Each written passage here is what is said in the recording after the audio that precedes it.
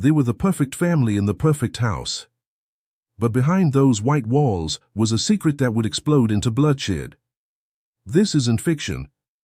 It happened. And the truth is far darker than anyone could imagine. Stay with me, because what you're about to hear will change how you see trust forever. Gangnam, Seoul. The very name evokes images of gleaming skyscrapers, luxury boutiques, and the pulsating rhythm of K-pop modernity. It is a district synonymous with wealth, aspiration, and the sophisticated face of South Korea's economic miracle. Tree-lined streets curve through affluent neighborhoods where imposing white mansions stand as testaments to success, their immaculate gardens hinting at lives lived in serene prosperity. In May 2015, the district hummed with its usual energy, the air filled with the promise of early summer. Beneath the surface of this polished urban landscape, however, a darkness was about to rupture the illusion of perfect tranquility, transforming one pocket of this celebrated neighborhood into the epicenter of an unthinkable tragedy. Among the symbols of Gangnam's elite stood the residents of the Park family.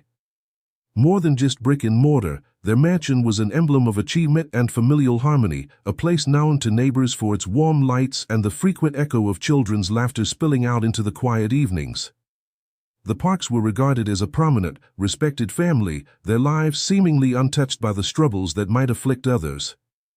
Their home was a hub of pleasant evenings, social gatherings, and the quiet confidence that comes with success and stability. No one passing by its gates could have foreseen that this bastion of domestic peace would soon become synonymous with unimaginable violence and profound loss. The first discordant note in the neighborhood's symphony of normalcy sounded subtly on the morning of May 21, 2015. Jeong Mi-sun, a resident living across the street from the Park family, was accustomed to the rhythms of her neighbors' lives. One familiar sound was the Park family's alarm, a punctual herald of the dawn at 5 o'clock sharp. But on that particular Thursday morning, silence replaced the expected chime. An unsettling quiet emanated from the grand house.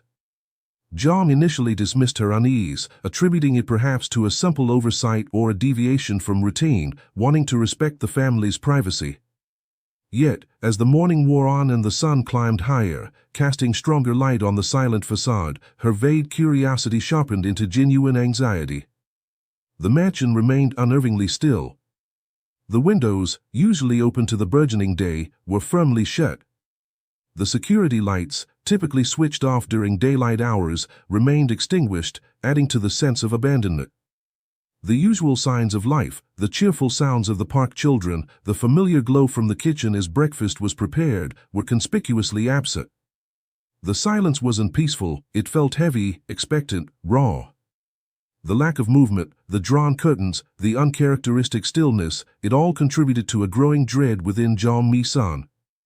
Respect for privacy warred with a mounting certainty that something was terribly amiss. Finally, unable to ignore the insistent prickle of anxiety any longer, Jeong decided she had to ascertain if her fears were grounded. She walked across the street, her steps hesitant yet determined, approaching the imposing iron gate of the Park residence. Reaching the entrance, she pressed the doorbell, the sound echoing unanswered in the unnatural quiet. She pressed again, longer this time. Still nothing. The silence from within the mansion seemed to amplify, pressing in on her. Her anxiety now tipped unequivocally into fear. Pulling out her phone, she dialed the number for the head of the household, Mr. Park Ji-ho, a man known for his reliability and presence. The call went straight to voicemail. No answer. No sign of life. It was then that another sensory detail assaulted her, confirming her deepest fears.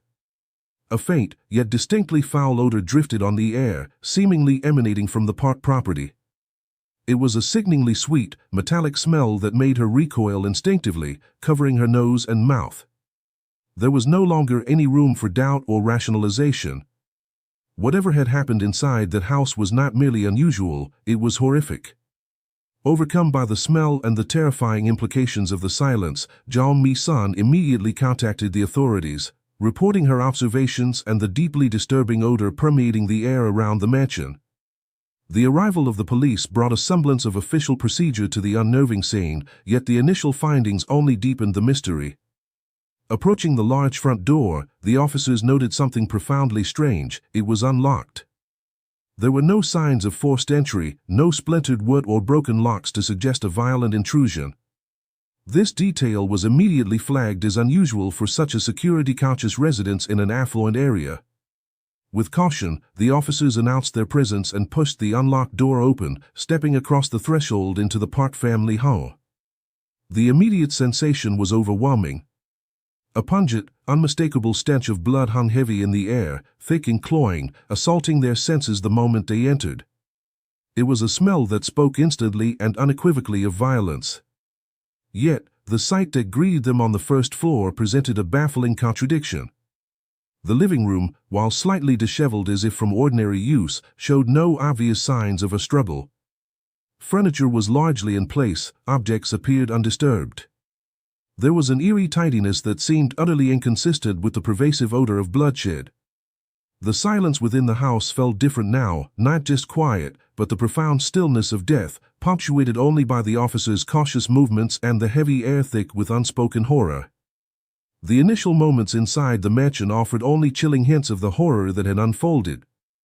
To understand the true scale of the tragedy, one must first understand who the Park family were and the life they represented before it was brutally extinguished.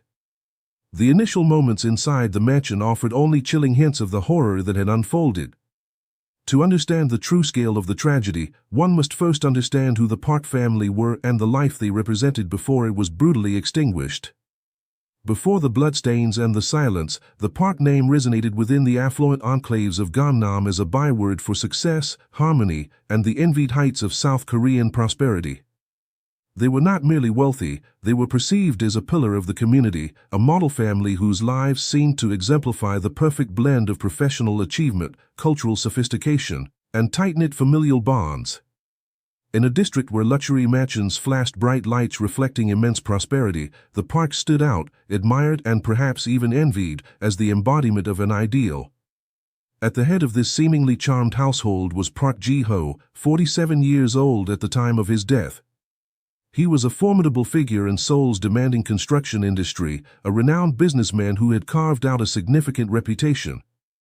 His company wasn't just profitable, it was influential, playing a tangible role in shaping the modern urban landscape of the sprawling capital. His architectural vision and business acumen had earned him numerous prestigious awards, cementing his status as a leader in his field.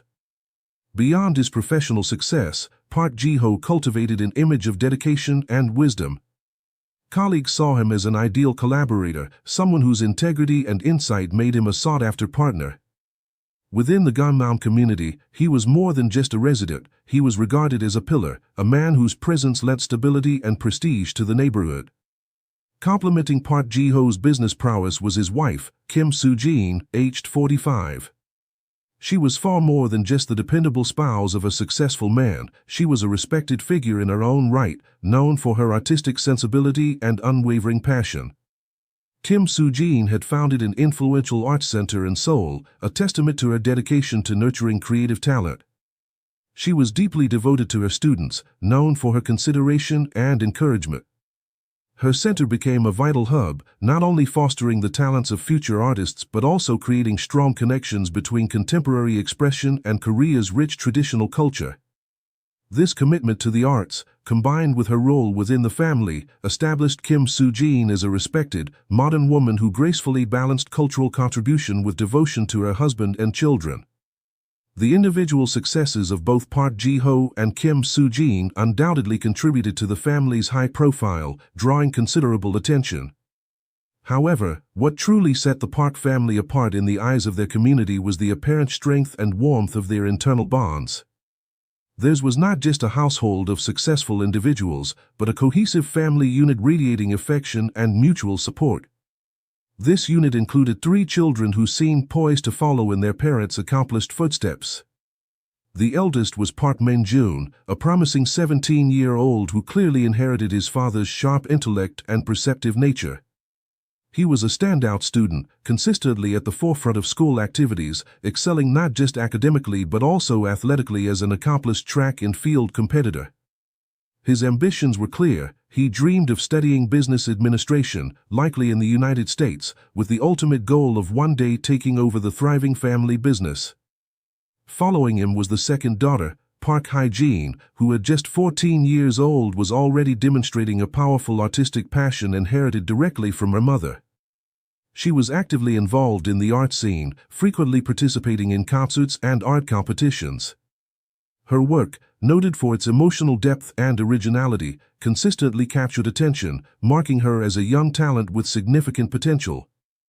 The youngest member of the family, Park Dae-young, was 9 years old. He was the heart of the household's vibrant energy, a bright, perpetually cheerful child whose smiling face was a constant source of joy. He was, by all accounts, the laughter and the shining sunshine that completed the family picture. Life within the Park mansion appeared to be perpetually filled with this laughter and warmth. The family often hosted gatherings, their home serving as a welcoming center for small parties and family events nearly every weekend. Despite the considerable demands of his business empire, Park Ji-ho made family time, particularly meals, an inviolable priority. He firmly believed that the time spent together around the dinner table was essential, a sacred space for sharing joys, discussing challenges, and reinforcing the bonds that held them together. The children were raised with a clear emphasis not only on academic achievement but also on character and attitude. They were taught the values of respect, diligence, and consideration, further solidifying the family's image.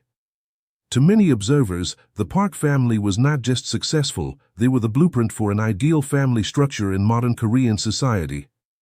Their positive influence extended beyond their own walls into the wider Gangnam community. Park Ji-ho was known to quietly offer support to those facing difficulties, such as helping an acquaintance named Shin Woo-ai with financial problems and providing work-related advice. Both he and Kim Soo-jin were active participants in local charity work, notably serving as sponsors for programs aimed at supporting children living in poverty. This consistent pattern of generosity and community engagement earned the Park family widespread affection and respect. They were seen not just as wealthy residents but as symbols of kindness, dedication, and civic responsibility. Their life appeared to be a seamless tapestry of success, love, and contribution, the very epitome of flawless perfection.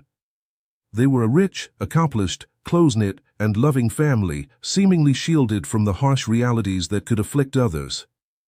But behind this gleaming facade of idyllic success and harmonious family life, a terrible darkness was gathering, unseen and unimagined by those who admired them from afar.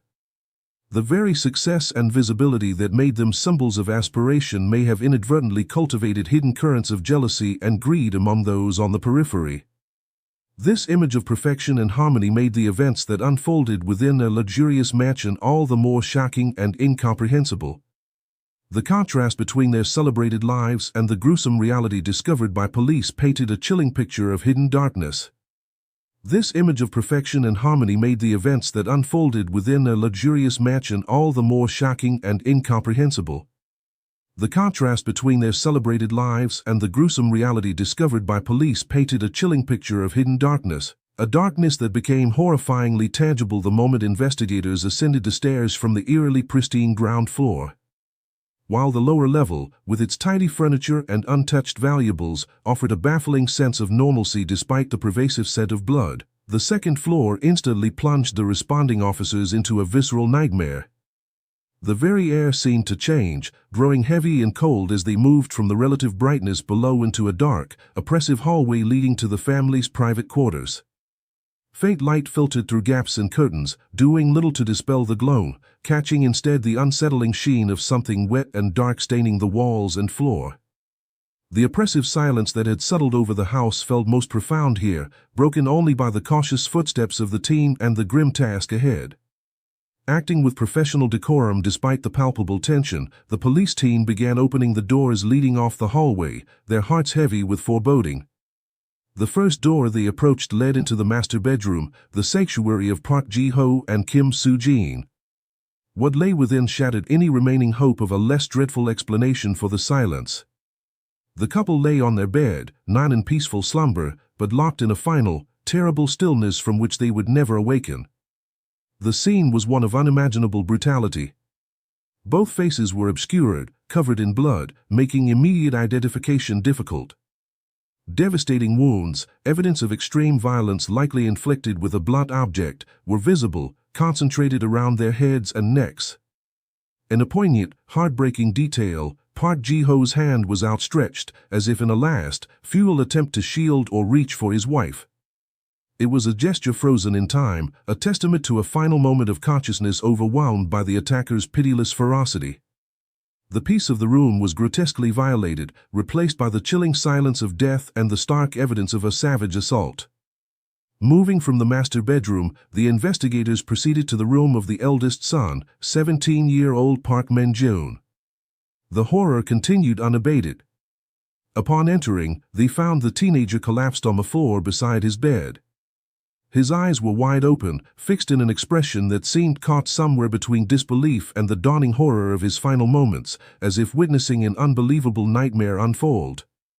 Visible marks on his neck suggested he might have been suffocated initially, but the scene indicated a subsequent, vicious fatal assault had ultimately claimed his life. The intensity of his vacant stare, sharp even in death, seemed to scrutinize the investigators, a silent accusation lingering in the room. The sight was so disturbing that at least one seasoned officer reportedly had to turn away, struggling to suppress the wave of emotion evoked by the violent end of such a young life cut short in its prime. The dread deepened further as the team moved towards the room of the youngest child, 9-year-old Park De-young. His small body was found near the doorway, a location suggesting a desperate, final attempt to flee the terror that had invaded his home. Bloody footprints, tragically small, marked the floor, stark evidence of his futile flight and the relentless pursuit by the killer, who had clearly offered no quarter, no chance of escape. The most heart-wrenching detail, however, lay clutched in the young boy's hands. He still held onto the teddy bear he was known to be deeply attached to, a familiar comfort object from his childhood. Now, tragically, even this symbol of innocence was stained red, irrevocably marked by the violence that had consumed him. It was an image of innocence violated that struck a particularly painful chord with the officer's prisoner. The final bedroom investigated on the second floor was occupied by Kim Woo-jae, a young relative or guest staying with the family. This room, which should have offered a safe haven, instead mirrored the terror found elsewhere. Kim Woo-jae lay face down on the bed, motionless. The walls around him bore testament to the violence inflicted there, extensively soaked with his blood. An expression of extreme fear was etched onto his features, so vivid and horrifying that it sent palpable chills through the seasoned investigators documenting the scene. He too had met a terrible fate within the supposed safety of the Park family mansion. With each room revealing another layer of brutality, the entirety of the second floor presented a sickening tableau. Blood wasn't confined to specific spots, it was extensively splattered across walls, floors, and even ceilings in some areas, painting a graphic picture of a frenzied, uncontrolled rage unleashed upon the victims. The sheer volume and distribution of blood spoke not only of multiple, violent attacks but also of an intense, overwhelming anger driving the perpetrator. Yet, this scene of utter carnage upstairs made the condition of the first floor even more baffling to the investigation team. Downstairs remained strangely orderly. There were no significant signs of a struggle, no overturned furniture beyond minor disarray, no objects broken or thrown in haste. Valuables appeared untouched. The focus of the violence was solely and intensely personal, directed at the inhabitants themselves. This stark contrast became a central element of the initial crime scene analysis. How could such explosive violence occur upstairs while the lower level remained relatively undisturbed? Adding to the puzzle was the complete lack of forced entry. Doors and windows were secure. Critically, the sophisticated security system designed to protect the mansion had been completely disabled, not bypassed or overcome during a struggle, but deactivated beforehand. Furthermore, a thorough search yielded no evidence of theft. Expensive watches, jewelry, even cash potentially accessible in the home, all were left untouched. This wasn't a robbery gone raw. This was something else entirely, something deeply personal and disturbingly planned. Even the few discernible bloody footprints left by the assailant, likely from commercially available sneakers, offered little immediate help in identification while simultaneously indicating the killer's movement through the house after the bloodshed. The silence in the mansion was now broken only by the grim procedural sounds of the forensic investigation, the click of cameras, the quiet murmurs of officers reporting findings, the careful collection of evidence. Each step taken by the police felt heavy, weighed down by the sheer brutality and the profound sense of violation. The once peaceful home, a symbol of success and happiness, had been irrevocably transformed into a horrific crime scene, leaving investigators facing not just a brutal mass murder, but a deeply perplexing mystery right from the outset. The horrific tableau on the second floor stood in stark contrast to the undisturbed lower level and the lack of forced entry, presenting investigators with immediate and perplexing questions. The nature of the scene suggested something far more calculated than a random act of violence. The horrific tableau on the second floor stood in stark contrast to the undisturbed lower level and the lack of forced entry, presenting investigators with immediate and perplexing questions. Beyond the visceral shock of the brutality, the crime scene within the Park family mansion was shrouded in a thick fog of mystery from the moment the police investigation began. The initial assessment revealed a disturbing lack of the typical hallmarks associated with violent home invasions or robberies gone raw. Instead, every detail seemed to point towards something far more calculated, personal, and chillingly intimate. One of the first and most significant anomalies was the complete absence of a robbery motive. Standard procedure involves assessing whether theft precipitated or accompanied the violence. In the Park mansion, however, valuables were conspicuously untouched. Expensive watches, jewelry, and other easily portable items of high worth remained in plain sight. Even the bedroom safe, a likely target in any burglary attempt, had not been tampered with. This immediate finding shifted the investigative focus dramatically. If the goal wasn't material gain, then the motive driving such extreme violence had to stem from a deeper, darker source, likely personal animosity, revenge, or a deeply hidden grudge. The question wasn't what was taken, but why these specific individuals were targeted with such ferocity. Compounding the mystery was the condition of the entry points. There were absolutely no signs of forced entry anywhere in the expansive residence. The front door, discovered unlocked by the responding officers, was the first indicator, but subsequent checks revealed all other doors and windows were secure and intact. There were no pry marks, no broken glass, no indication whatsoever that an intruder had battled their way inside. This lack of physical breach strongly suggested the perpetrator had gained access through other means.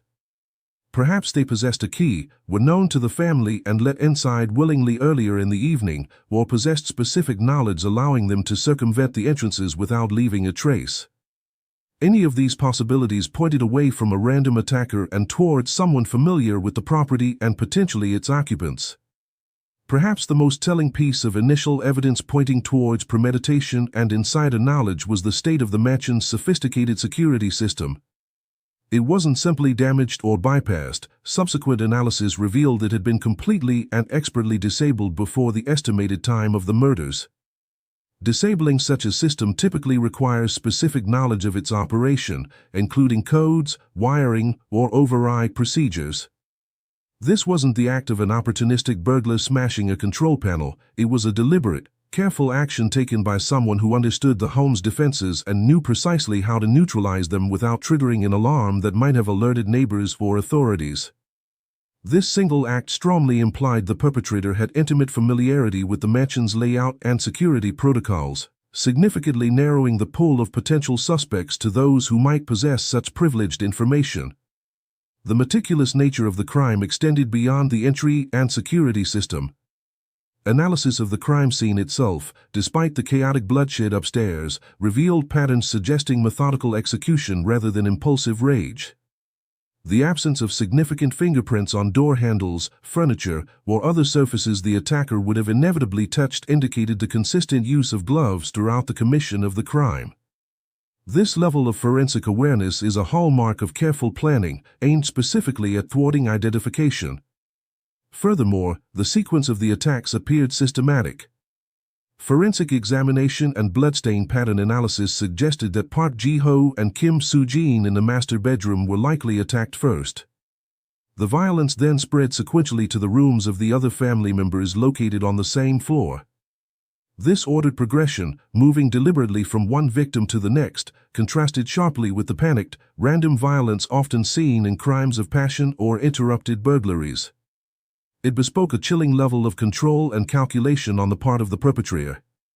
Even the bloody footprints found, while made by common sneakers difficult to trace, showed a pattern of movement that investigators described as systematic and confident, not hurried or panicked. The killer moved through the hallways with apparent purpose, seemingly aware of the location of each victim. One discovery added a particularly disturbing layer to the profile of the killer: the condition of Park Hye-jin's room.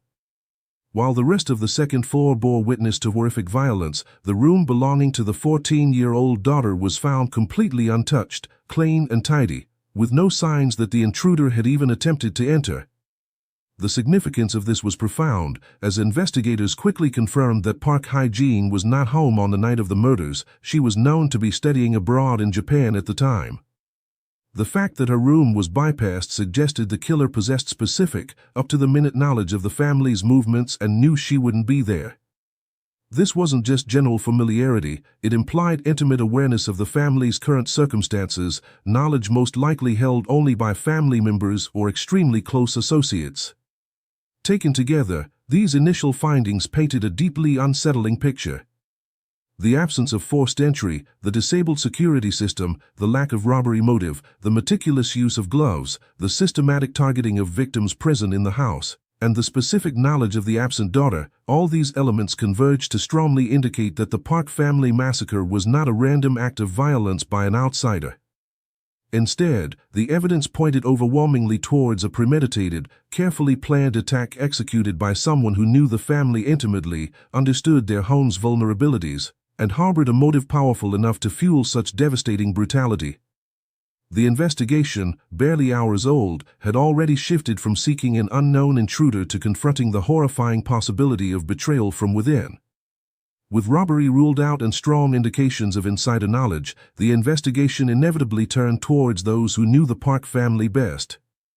The pool of potential suspects began to narrow, focusing on individuals with possible motives hidden beneath the surface. With robbery ruled out and strong indications of insider knowledge, the investigation inevitably turned towards those who knew the Park family best.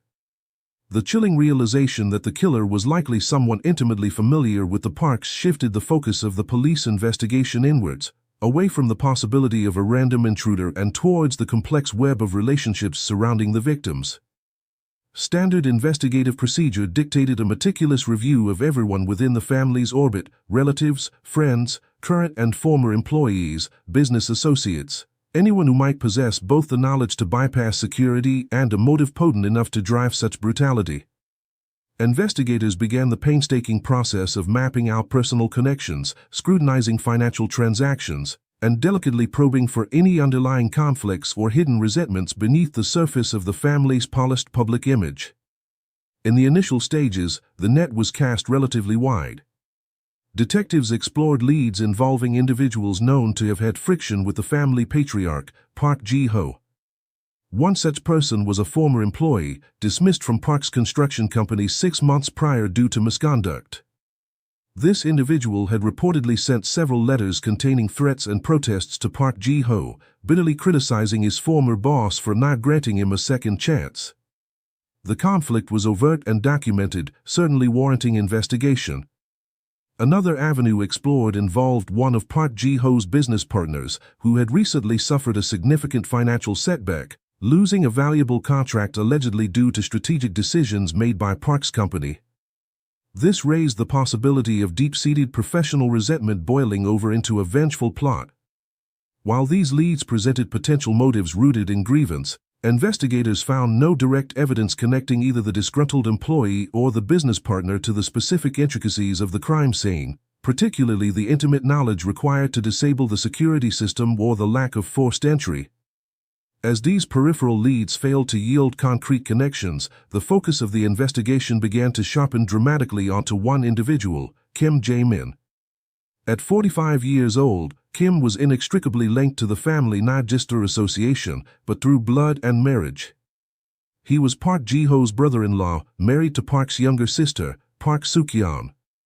This close familial tie immediately placed him within the circle of individuals who would possess intimate knowledge of the family's routines, relationships, and potentially, the layout and security protocols of the mansion. Furthermore, Kim Jae-min had previously worked as a technician within Park Ji-ho's own construction company, potentially giving him direct insight into technical aspects related to the family's life or properties. Beyond mere access and familiarity, however, Kim Jae-min presented investigators with a compelling and deeply troubling cluster of potential motives. Initial background checks revealed a stark contrast between his circumstances and the opulent success of his brother-in-law. Kim had reportedly been unemployed for over a year prior to the murders and was grappling with severe financial distress.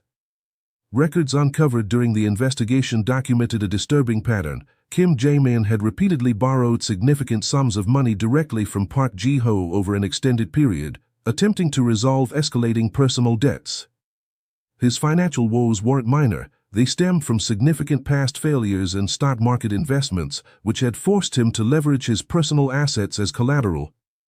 His borrowing extended beyond family, involving multiple sources, including, alarmingly, connections to predatory loan sharks. This chronic and severe financial pressure placed an immense strain on his life, creating a situation ripe for desperation. The stark contrast between his own struggles and the seemingly effortless success and wealth embodied by Park Ji-ho could easily foster powerful feelings of jealousy and resentment within the family dynamic. This wasn't mere speculation. Testimony gathered from neighbors and other family members began to corroborate a narrative of increasing friction between the two brothers-in-law. Several individuals close to the family reported observing frequent conflicts between Kim Jae-min and Park Ji-ho in the period leading up to the tragedy. These disputes apparently transcended simple financial disagreements, touching upon sensitive issues of personal responsibility, perceived respect, and feelings of being slighted. One particularly damning account came from an eyewitness at a recent family gathering. According to this witness, Kim Jae-min had loudly and publicly expressed his feelings of being ignored and undervalued, complaining bitterly that Park Ji-ho did not adequately share his success and suggesting an unfair disparity in their fortunes. He reportedly posed rhetorical questions laden with resentment, such as wondering why some people, implicitly himself, suffered from poverty while Park Ji-ho lived like a king. Such remarks went far beyond typical family squabbles, revealing a deep wellspring of bitterness and a personal grudge against his successful brother-in-law, a grudge potent enough to serve as a powerful motive for violence. Further complicating Kim Jae-min's position was his initial statement to the police. When first questioned, he vehemently denied any involvement in the incident.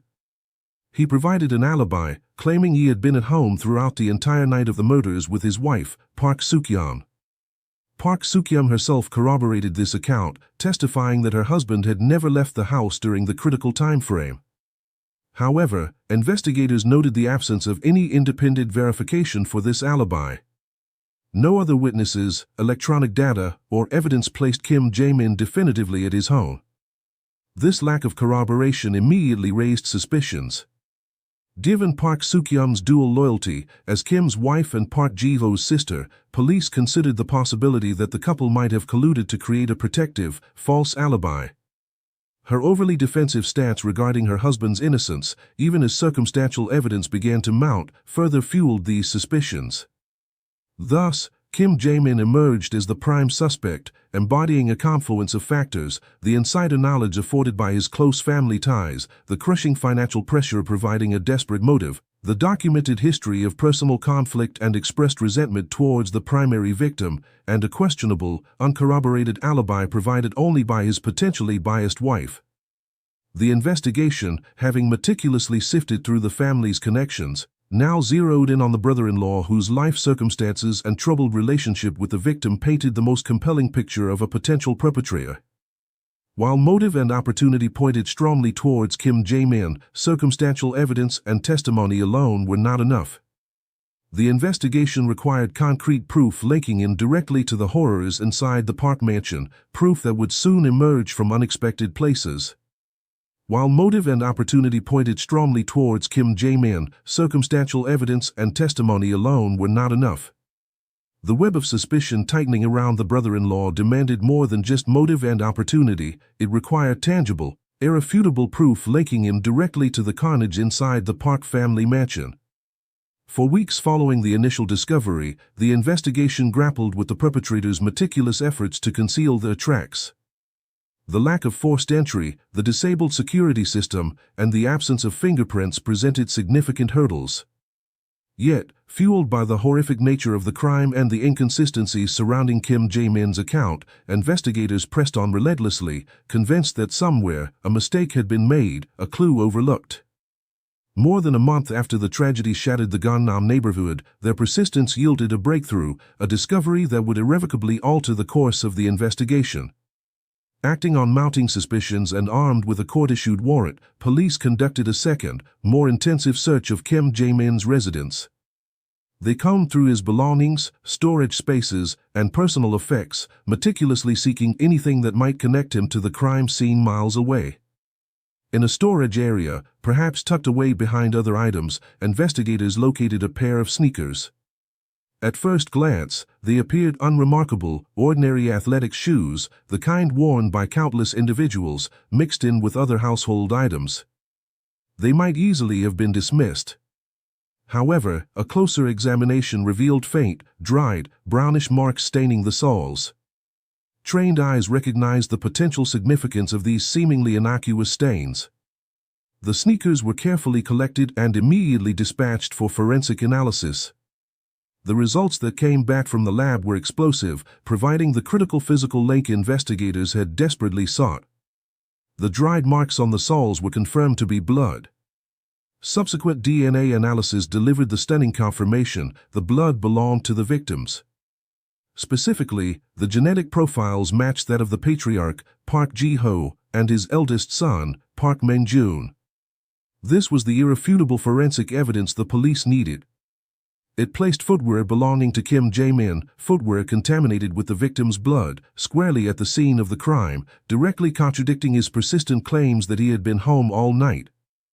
The discovery sent shockwaves through the investigation team and later, when revealed, through a public struggling to comprehend how such betrayal could occur within a seemingly ideal family. The confirmation provided by the bloody sneakers galvanized the investigation, prompting a renewed scrutiny of other potential evidence trails. Investigators meticulously reviewed hours of CCTV footage collected from cameras positioned near the Park family mansion and along potential routes to and from Kim Jae-min's residence. Their painstaking efforts paid off.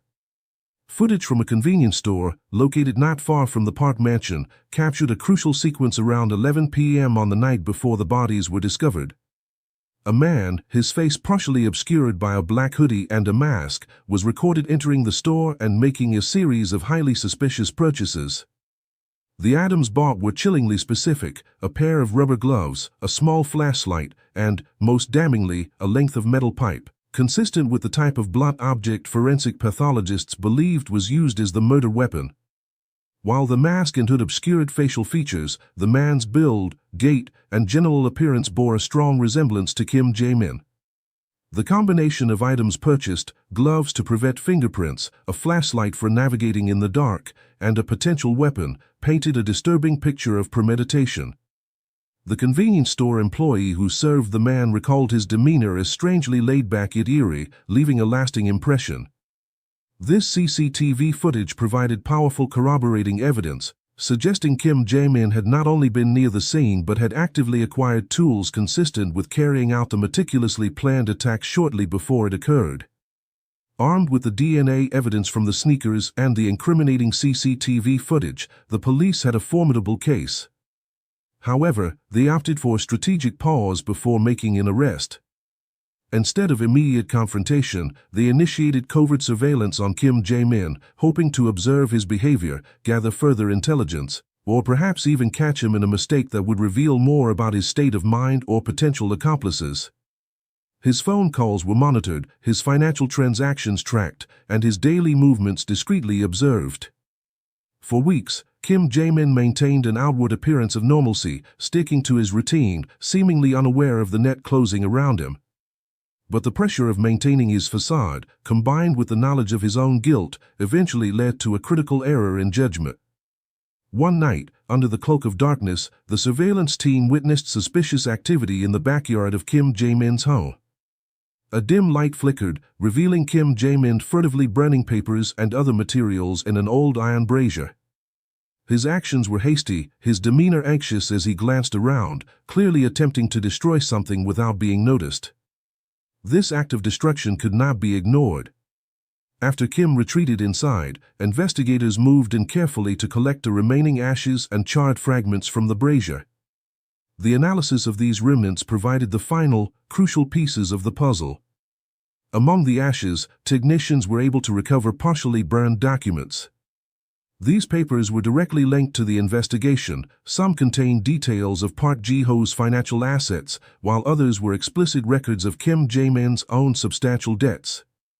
Most significantly, investigators found fragments of rejected loan applications and plans where Kim Jae-min had sought to use Park family assets as collateral, proposals Park Ji-ho had reportedly refused shortly before his death. This desperate attempt to destroy financial records was a clear indication of Kim Jae-min's motive, linking his dire financial straits and thwarted attempts to access family wealth directly to the timing of the murders. He wasn't just destroying random papers, he was attempting to erase the very evidence that illuminated why he might commit such a horrific crime.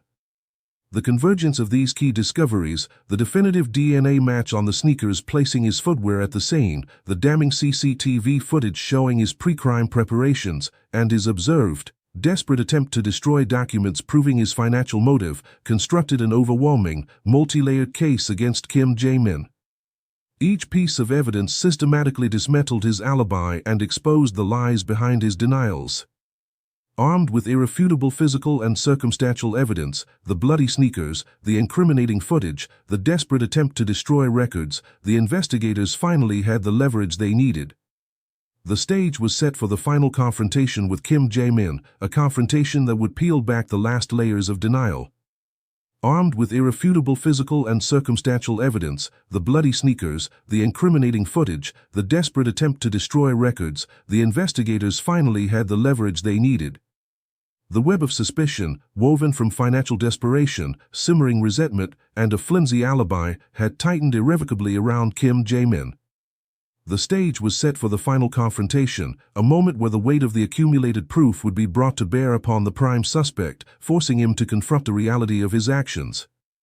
Kim Jae-min, cornered by the relentless progress of the police investigation, was taken into custody and led into the stark, sterile environment of a police interrogation room. Initially, under the bright lights and intense scrutiny of the final questioning, Kim Jae-min attempted to maintain the facade of composure, perhaps the same strained calmness he had displayed during earlier interactions. He repeated his denials, likely clinging to the alibi his wife, Park Suk-yeon, had provided. However, as investigators methodically laid out the evidence against him, piece by damning piece, his carefully constructed defenses began to crumble. They presented the forensic report on the sneakers found in his storage room, the undeniable presence of Park Ji-ho's and Park Min-jun's blood. They likely showed him stills from the convenience store's CCTV footage, the image of a masked man, strongly resembling him, purchasing the rubber gloves, flashlight, and the metal pipe, the potential murder weapon. They confronted him with the analysis of the ashes recovered from his backyard brazier, detailing the burned remnants of documents directly linking him to Park Ji-ho's assets and his own desperate financial situation, including the rejected loan proposals. Faced with this onslaught of concrete evidence, Kim Jae-min's composure visibly faltered. His initial excuses, perhaps repeating the flimsy claim that the sneakers were acquired second-hand, likely sounded hollow even to his own ears when juxtaposed with the video evidence of his pre-crime purchases. Contradictions emerged in his responses. Anxiety replaced the attempted calmness. The pressure mounted relentlessly over hours of intense confrontation.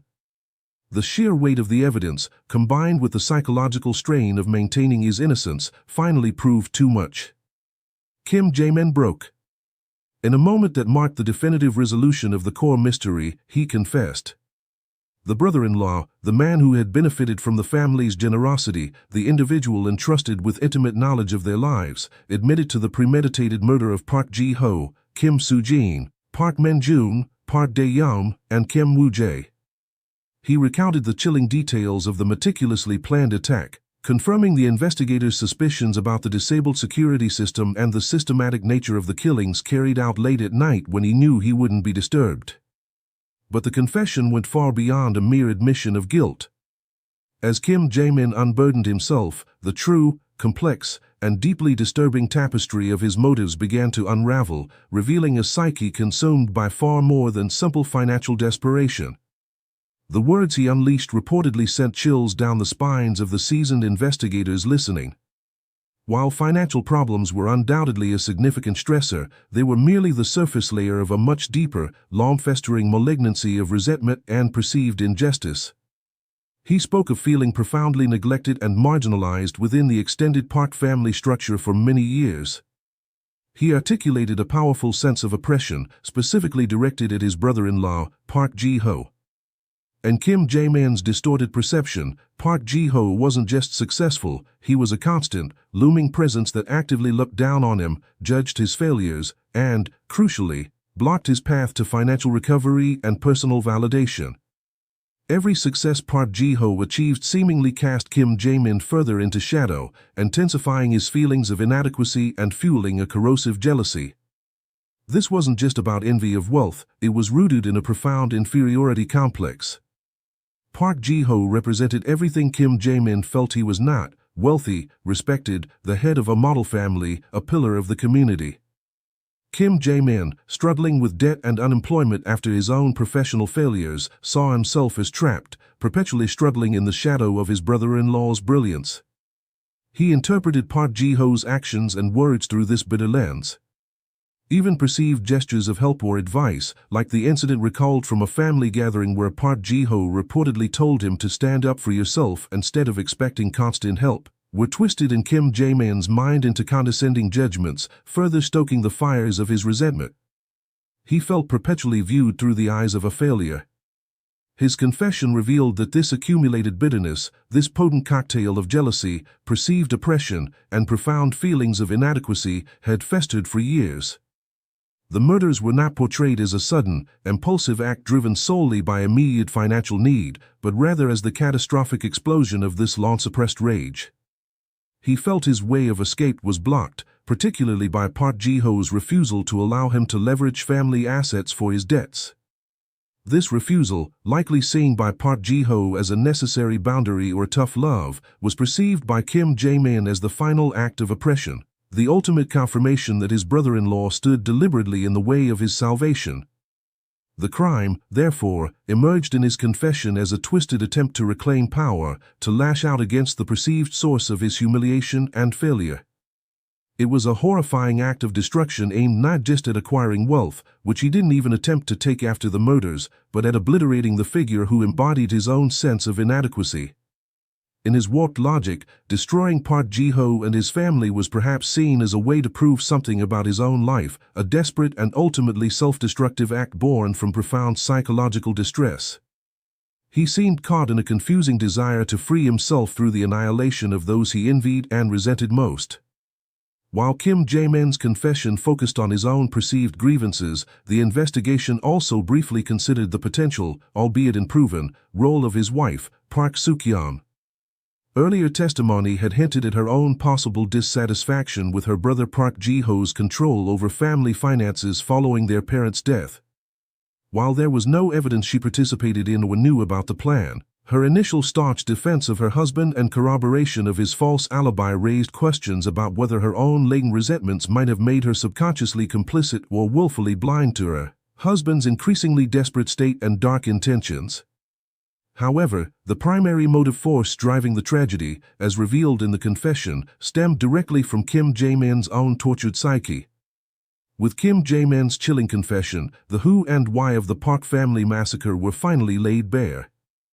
The devastating truth, born from years of hidden bitterness, financial desperation, and profound psychological turmoil, now paved the way for the final act of the legal drama, the pursuit of justice in a court of law. With Kim Jae-min's chilling confession, the who and why of the Park family massacre were finally laid bare. The devastating truth, born from years of hidden bitterness, financial desperation, and profound psychological turmoil, now paved the way for the final act of the legal drama, The pursuit of justice in a court of law.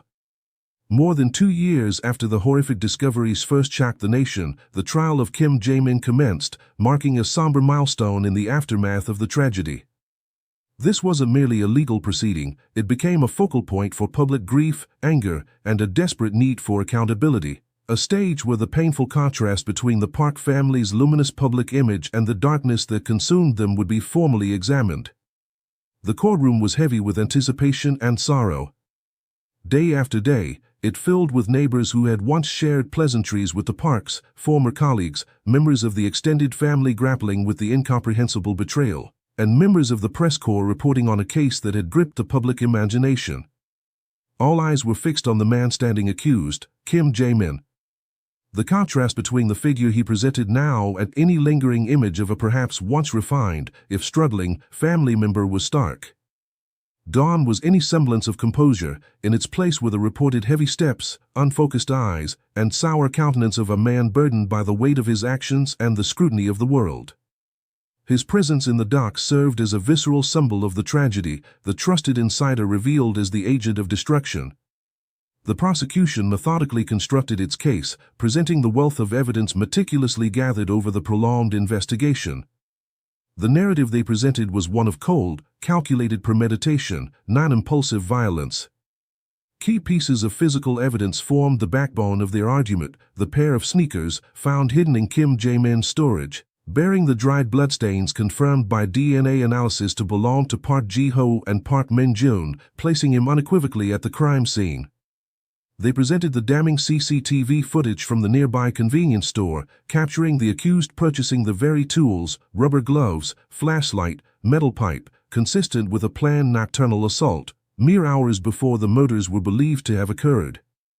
They likely detailed the findings from the burned documents recovered from Kim's backyard, illustrating his desperate financial state, his resentment fueled by Park Ji-ho's refusal of loan requests collateralized by family assets, and his subsequent attempt to destroy this incriminating proof of motive. Beyond the physical evidence, the prosecution emphasized the calculated nature of the crime itself.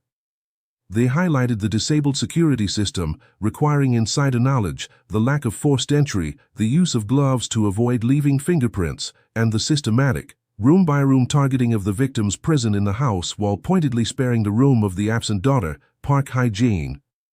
These elements, the prosecution argued, proved this was a meticulously planned operation, conceived well in advance. Perhaps the most emotionally resonant aspect of the prosecution's case was the theme of betrayal. They likely introduced evidence, perhaps through testimony or recovered correspondence, illustrating the history of the Park family's relationship with Kim Jae-min. Instances of financial assistance offered by Park Ji-ho, the trust placed in him as a brother-in-law. By contrasting this history of support and affection with the brutality of the crime, the prosecution aimed to portray Kim Jae-min's actions not merely as murder born of jealousy or financial stress, but as a profound and unforgivable betrayal of love, trust, and familial tolerance. Facing this mountain of evidence, Kim Jae-min's defense team attempted to argue for mitigating circumstances. The strategy focused on portraying the accused as a man broken by extreme financial pressure and a crippling sense of personal failure. They argued that years of living in the shadow of Park Ji-ho's overwhelming success, combined with his own mounting debts and perceived slights, had led to a state of psychological trauma where he lost control, culminating in the tragic events.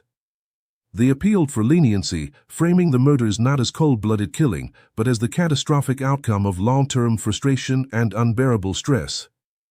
However, given the evidence of meticulous planning and the sheer brutality inflicted upon multiple victims, including children, these arguments for diminished responsibility reportedly found little traction and garnered minimal sympathy within the courtroom. When given the opportunity to speak, Kim Jae-min himself failed to offer a convincing defense or explanation. His statement was reportedly marked by emotional breakdown, perhaps sobbing as he insisted, "I had no idea this would happen." Yet, such protestations rang hollow against the stark reality of his actions. His words could not erase the fact that he had systematically extinguished the lives of the family members who had, by many accounts, shown him considerable support and trust over the years. His remorse, if genuine, could not undo the profound violation he had committed.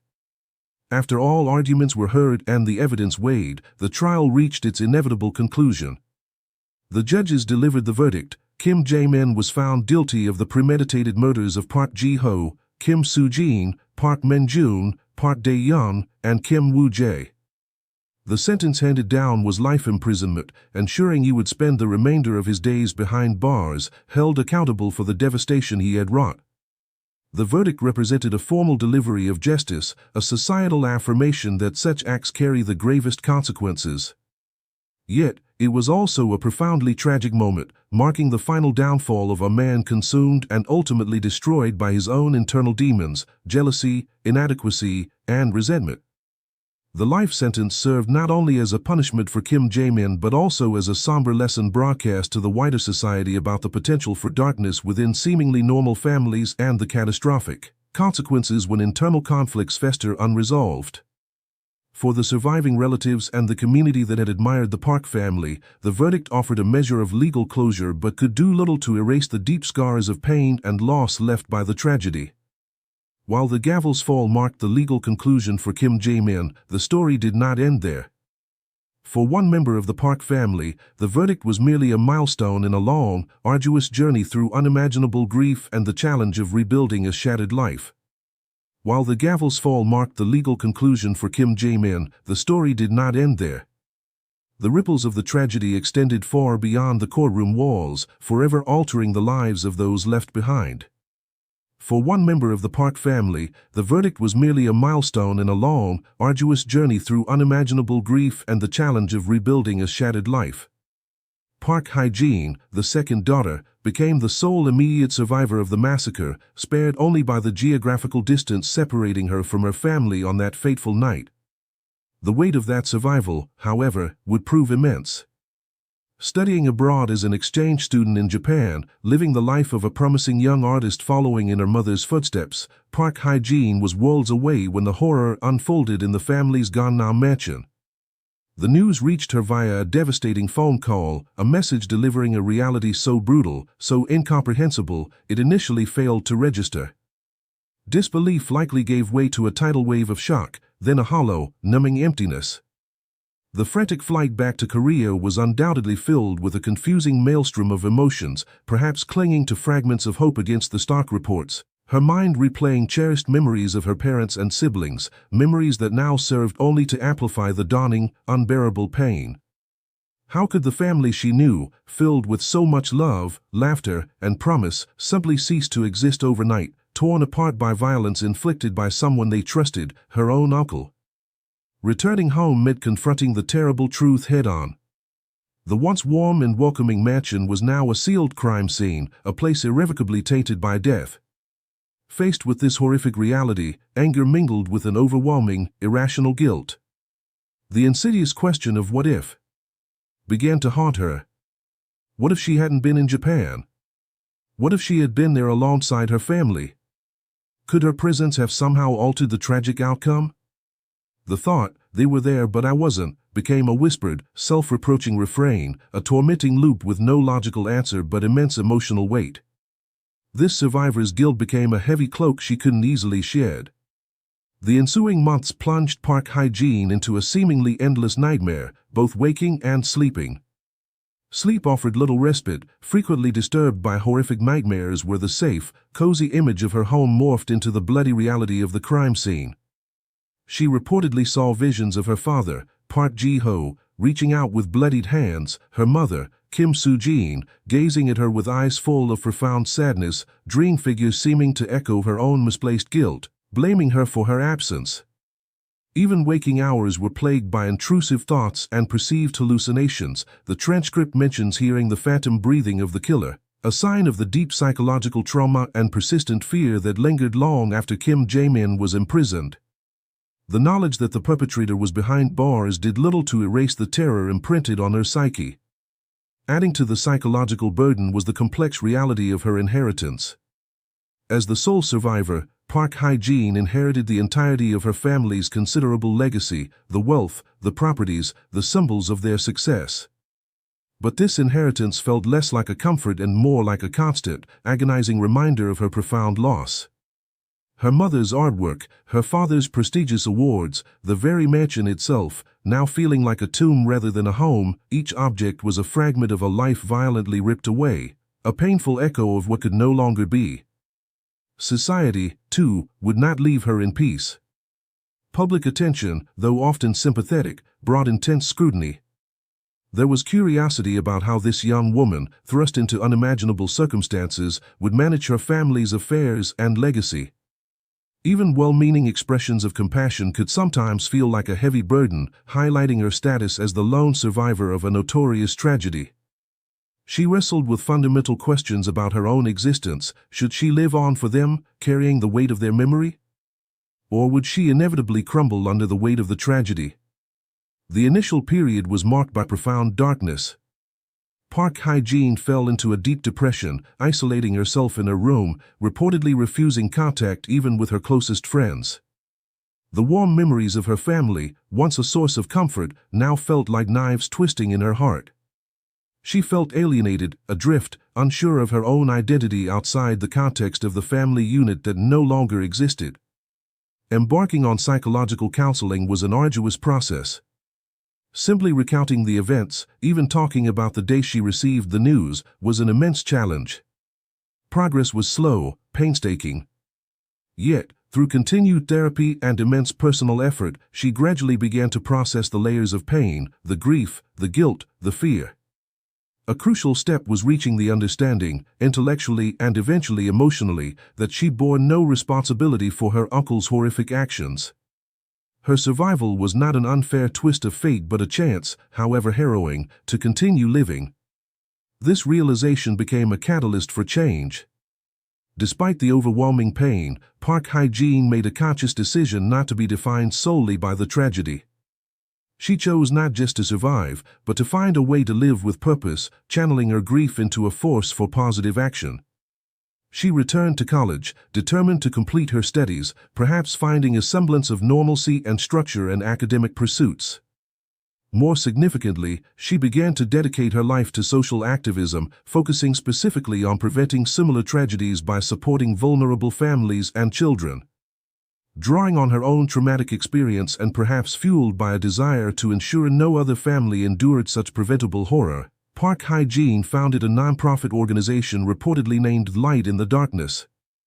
The organization's mission focused on providing crucial support, psychological, perhaps legal, and communal, to children and families grappling with internal conflict, domestic violence, or severe psychological difficulties. It became her way of honoring her lost parents and siblings, transforming her personal pain into a public service, ensuring their love lived on through her efforts to help others navigate their own darkness. Her journey led her to become a powerful advocate. She began speaking at community events, sharing her deeply personal story, the loss, the trauma, the arduous path toward healing. Her words resonated profoundly with audiences precisely because they stemmed from authentic, lived experience. She often articulated a message of resilience, reportedly saying, "I lost my family, but that didn't mean I lost my meaning in life. I live for them and for those who wander in the darkness." Her story became an inspiration, demonstrating that even after suffering devastating loss, it was possible to find renewed purpose and strength. In a symbolic act of transformation, the Park family mansion, the site of so much horror, was eventually demolished. On that very land, Park Hye-jin reportedly established a community center named on the land. This center aimed to provide educational resources and psychological counseling services to families in need, created with the explicit hope of preventing future tragedies born from hidden conflict and despair. Park Hye-jin's journey from survivor to advocate stands as a testament to the human spirit's capacity for resilience. She never erased the tragedy, but instead integrated the pain into her identity, using it as a driving force to reach out and effect positive change. Park Hye-jin's remarkable journey from the depths of despair to becoming a beacon of hope offers a powerful counterpoint to the darkness of the crime itself. Her resilience underscores the enduring human spirit, while the tragedy that birthed her mission serves as a profound and lasting warning.